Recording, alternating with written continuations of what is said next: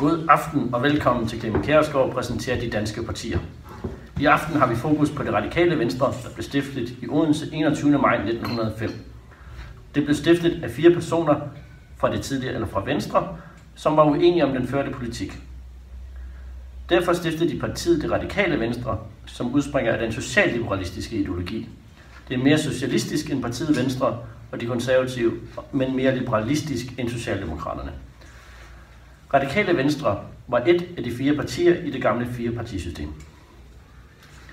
I dag har vi besøg af Morten Østergaard og Zenia Stampe, som kommer fra det radikale Venstre og vil fortælle os nærmere.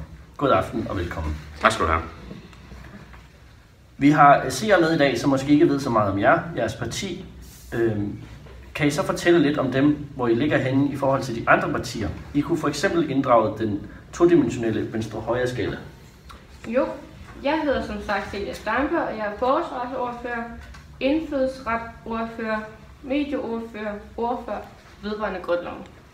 Og jeg hedder som sagt Morten Østergaard. Jeg er politisk leder af det radikale Venstre.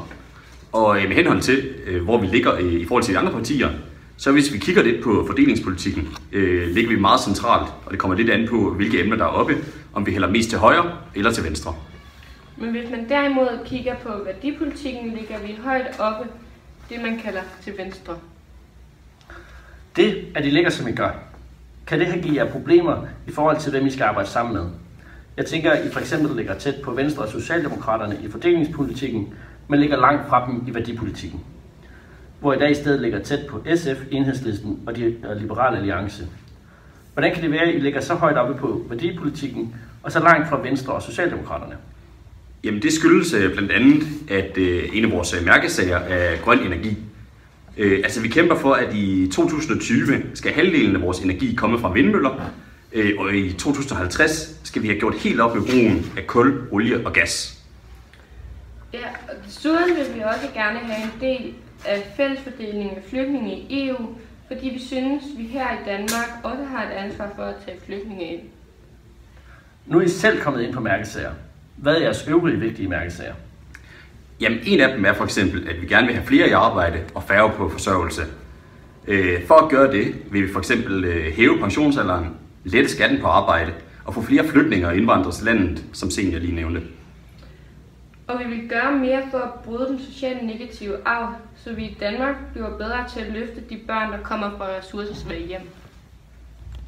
Den politik I fører, hvilken gruppe vælgere vil I selv mene, den henvender sig til? Jamen vi henvender os vel mest til unge voksne mellem 18 og 39 år, eller voksne med en længere akademisk uddannelse.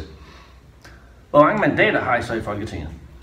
Jamen lige nu har vi 8 mandater i Folketinget. Det var sådan set, hvad vi kunne nå i dag. Til sidst, og som en vigtig ting, hvis folk har tænkt sig at stemme på jer til et kommende valg, hvilket partibogstav skal de så sætte kryds ved? Så skal de selvfølgelig sætte kryds ved bogstavet B. Tak for i aften, og tusind tak fordi I kom. Mange tak. Selv tak.